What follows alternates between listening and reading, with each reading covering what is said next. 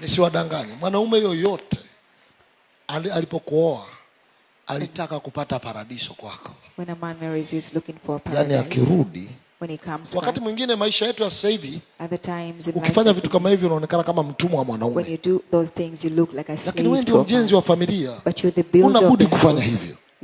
Sema amen. You're out to do that. Hello. Hello. Yani kutafuta maneno mazuri. Looking for beautiful words.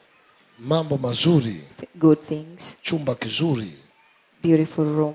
Eneo zuri. Nice place. Yani jamaa akirudi, when a man comes back, hatamani kwenda kuongea na marafiki. He wouldn't want to go anatamani akae tu else. karibu na wewe. He would just want to stay with you. Hello. Hello. Mshikaji yako mwambie mambo mazuri nyumbani. Good things at home. Usafi. Cleanliness. Harufu. Good smell.